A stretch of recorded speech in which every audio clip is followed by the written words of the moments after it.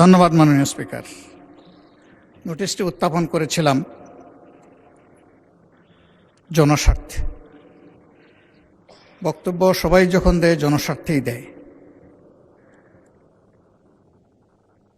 আমরা বিরোধী দলের পক্ষ থেকে পর্যন্ত 4 জন কথা বলেছেন বা 5 জন, আমি এখন বলছি।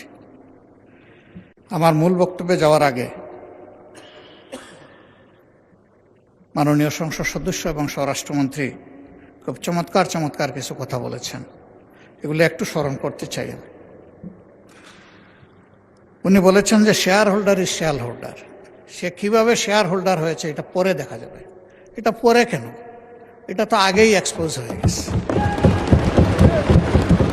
সারা দুনিয়া জানে, উনি জানেন না। উনার মতো একজন বিজ্ঞ মানুষ, আমি এটা বিশ্বাস করি না। এই ব্যাংক থেকে উনি একা নিয়েছেন তার নিজের নামেই 82,000 কোটি টাকা, আর তার সমুদয় শেয়ার যেগুলা তিনি কিনেছেন 82% মালিক হয়ে গিয়েছেন, এগুলার মূল্য হচ্ছে মাত্র 12,000 কোটি টাকা। অর্থাৎ তিনি কই তেল দিয়ে শুধু কই বাজেন নাই, কইও বাচ্ছেন, শোল মাছও বাচ্ছেন, এবং সবগুলা ব্যাংক থেকে ডাকাতি করা টাকা। সেই শেয়ারগুলা কিভাবে হস্তান্তর হয়েছে তিনি একটা প্রতিষ্ঠানের নাম এখানে বলেছেন, সবগুলা বলে দিলে ভালো হইতো। এই ধরনের সকল শেয়ার হোল্ডারের উপরে বিশেষ একটা এজেন্সির মাধ্যমে প্রচন্ড চাপ ক্রিয়েট করে তাদেরকে বাধ্য করা হয়েছে তাদের শেয়ার হস্তান্তর করতে। এরা তো হস্তান্তরের জন্য এই শেয়ারগুলা কিনে, তারা যুগ যুগ ধরে এই ব্যাংকের সাথে ছিল এবং যথারীতি এই ব্যাংক সবাইকে স্যাটিসফ্যাক্টরি সার্ভিস দিয়ে চলছিল, ডিভিডেন্ড দিয়ে চলছিল। একটা মাত্র ব্যাংক, যে ব্যাংক তারল্য ট্রেডিশন ব্যাক করে কোনো পরীক্ষা ছাড়াই তাদেরকে নিয়োগ দেওয়া হয়েছে। একটা কাগজে কেউ না কেউ সই করে দিয়েছে, এইটাই তার নিয়োগ লেটার। মাননীয় বিরোধী দলের নেতা, আপনি ভালোই বলছেন, কিছুটা অস্পষ্টতা আমার কাছে মনে হয় যে তিনি বলতে কাকে আপনি মিন করছেন, আর যেই আমলে এভাবে নিয়োগে বৈষম্য করা হয়েছে, অবৈধভাবে নিয়োগ দেওয়া হয়েছে, সেটা কি ফ্যাসিস্ট আমলে নাকি ইন্টারিম সরকারের আমলে? ক্লিয়ার করে বললে সবাই উপকৃত হবে। জি, এটা ফ্যাসিস্ট আমলে, কিন্তু সালাউদ্দিন সাহেব একটা অংশ এনেছেন আর একটা অংশ আনেন নাই। সরকার পরিবর্তন হওয়ার পরে 5 আগস্টের পরে আমরা যতটুকু জানতে পেরেছি যে তাদের সকলকে আবার পরীক্ষায় আসার জন্য ইনভাইট করা হয়েছিল, যে আসেন, বিনা পরীক্ষায় আপনারা চাকরি নিয়েছেন, মিনিমাম নিয়মটা মানে এখন আপনারা চাকরিতে ফিরে আসেন। তারা কেউ আসেনি। কেন তারা আসলো না?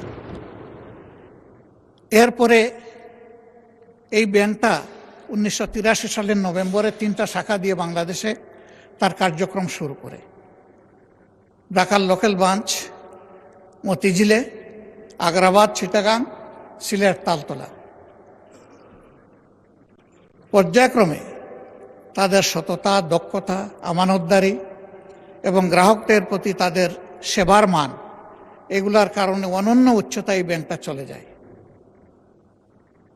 তিনি যে সমস্ত অভিযোগ আনলেন, যে কোনো একটা দলের দিকে ইঙ্গিত করে, একেবারে নাম বলে দিলেই পারতেন জামাতে ইসলামী। তিনি বলছেন যে মাঝে মাঝে নেকাব খুলা ভালো, এটাও খুলে দিতেন। এখানে নেকাব রাখলেন কেন উনি? যে এখান থেকে 700 টাকার একটা কি জানি 700 কোটি টাকার লোন কে নিয়েছে, এইটা কোনো একটা দলের নির্বাচনী ফান্ডে ফান্ডিং করা হয়েছে। আমি এটা পরিষ্কার জানতে চাই, উনি জামাতকে এটার দ্বারা মিন করেছেন কিনা। যদি উনি মিন করে থাকেন, I am taking absolute challenge.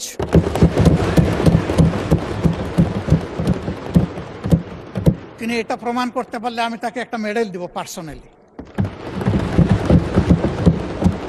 এরপরে কার ছেলে, কার নাতি, কোন কোম্পানি, শুধু ইসলামী ব্যাংক না, যে কোনো ব্যাংক থেকে চুরি ডাকাতি অসততার মাধ্যমে কিছু নিয়ে যদি আত্মসাৎ করে থাকে, তার ব্যাপারে অবশ্যই তদন্ত করে স্টার্ন অ্যাকশন দেশের বিদ্যমান আইনে নেওয়া উচিত।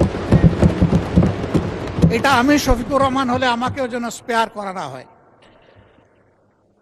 মাননীয় স্পিকার, এই ব্যাংকটিতে ক্ষুদ্র একজন ব্যবসায়ী হিসাবে আমার বসার সুযোগ হয়েছিল 2005 থেকে 2011 সাল 6 বছর ব্যাংকের বোর্ডে বসতাম, শিখতাম, জানতাম, বাংলাদেশের অর্থনীতিকে বোঝার চেষ্টা করতাম। সেই সময়টা এই ব্যাংক এককভাবে বৈদেশিক রিমিটেন্সের 32% পর্যন্ত আর্ন করত। তার ডিপোজিট, তার তারল্য, তার ইনভেস্টমেন্ট, সকল টার্নওভারে ইম্প্যারালাল একটা ব্যাংক ছিল। সবগুলা সরকারি ব্যাংক মিলেও তার সমতুল্য ছিল না। কিন্তু তখন বয়ান বানাতেন একজন বিশেষ অর্থনীতিবিদ ডক্টর আবুল বারাকাত। তিনিও আঙ্গুল তুলতেন জামাত ইসলামের দিকে, যে এখান থেকে জামাত ইসলামী হাজার হাজার কোটি টাকা নিয়ে যাচ্ছে। তার এই বয়ানের ভিত্তিতেই শেষ পর্যন্ত এই ব্যাংকে অভ্যুত্থান করা হলো, দখল করা হলো। 15.5 বছর দুঃশাসন চালানো হলো। কই প্রমাণ কোথায়? 15.5 বছর তো কম না। এখনো আবার একই তালে যদি কথা বলা হয়, আমি বলবো আমরা কি আবার সেকেন্ড আবুল বারাকাত হতে যাচ্ছি? আন্দাজ অনুমানের ভিত্তিতে কোন মহিলার কোন কোটেশন সংসদের মতো একটা প্রেস্টিজিয়াস জায়গায়, এগুলো আসলে আমরা আশা করি না। ওই মহিলাকে সংসদে হাজির করা হোক, যদি কোনো প্রভিশন থাকে সংসদে গণশুনানিও হোক, অসুবিধা নাই। আরডিএস প্রকল্প কোনো দলের নয়, কোনো ধর্মেরও নয়। আমি নিজে বোর্ডে ছিলাম, আমি জানি এখানে বিভিন্ন ধর্মের মানুষ এখান থেকে বেনিফিশিয়ারি। এখানে দল ধর্ম দেখা হয় না, এখানে টার্গেট গ্রুপকে প্রাধান্য দেওয়া হয়। উনি কত 11,000 কোটি টাকার একটা রেফারেন্স দিয়েছেন। কে নিয়েছে এটা? আমি, আমার সহকর্মীরা? যদি এরকম হয়, দলের ফান্ডে যদি 1 টাকাও আসে, আমি বলবো সার্চ লাইট দিয়ে এটা তালাশ করে আমাদের বিরুদ্ধে যেন অভিযোগ। মাননীয় স্পিকার, আপনাকে ধন্যবাদ। আমি যা আশঙ্কা করছি সেটা এখন বলতে চাচ্ছি। ব্যাংকে পরিবর্তন যে কোনো সময় আসতেই পারে। ব্যাংকের স্বার্থে আসতে হবে, গ্রাহকের স্বার্থে আসতে হবে, মালিকের স্বার্থে আসতে হবে। আমি এই ব্যাংকের একজন মালিক। আমার 10 টাকা মূল্যের একটা শেয়ার আছে। আমি আমার এই শেয়ারের দাবি কখনো ছেড়ে দেব না। আমার এই 10 টাকা মূল্যের শেয়ারের পক্ষে আমি আমার রাইট ধরে রাখার জন্য, এস্টাবলিশ করার জন্য যা করা দরকার তাই আমাকে করতে হবে। আমি তার রাজনৈতিক পরিচয় করব না। আমি করব এই ব্যাংকের একজন গ্রাহক হিসাবে, একজন মালিক হিসাবে।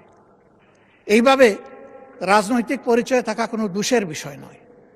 আর এই ব্যাংকের গ্রাহক শুধু জামাতে ইসলামের মানুষরাই নয়, এই ব্যাংকের গ্রাহক বিএনপির বহু লোক আছেন, আমার পরিচিত অনেক লোক আছে, অন্যান্য দলের আছে, অন্যান্য ধর্মের আছে। এটা সকলের ব্যাংক। এই ব্যাংক একক কারো না। ওই ব্যাংকের গায়ে লেখা নাই যে এই ব্যাংক এরাই শুধু সুবিধা নেবে, বাকিরা পারবে না, এরাই শুধু গ্রাহক হতে পারবে, বাকিরা পারবে না। এই ধরনের কিছু লেখা নাই। এগুলো হলো বানায়ট বয়ান। ব্যাংকটাকে ধ্বংস করেছেন শেখ হাসিনা এস আলমকে তার হাতিয়ার হিসেবে ব্যবহার করে। আমরা এখন স্পষ্টত দেখতে পাচ্ছি সেই এস আলমকে আবার ফিরে আসার পথ করে দেওয়া হয়েছে। এর প্রমাণ এই যে ডেপুটি গভর্নর বাংলাদেশ ব্যাংকের সাবেক, তিনি রংপুরের রিজিওনাল ম্যানেজার থাকা অবস্থায়, ডিরেক্টর থাকা অবস্থায় অনিয়মের 52 লাখ টাকার অভিযোগ তার বিরুদ্ধে প্রমাণিত হয়েছে। তাকে তখন শাস্তি দেওয়া হয়েছে। আর 5 আগস্টের পর তিনি স্বৈরাচারের দূষর এবং দুষ্কৃতিকারী হওয়ার কারণে তিনি শেষ পর্যন্ত এখান থেকে বাধ্য হয়েছেন চলে যেতে। সেই লোকটাকে এনে এখানে বসানো হলো। তিনি যখন ডেপুটি গভর্নর, তখন এস আলমের সকল অপকর্মের তিনি ছিলেন সহযোগী।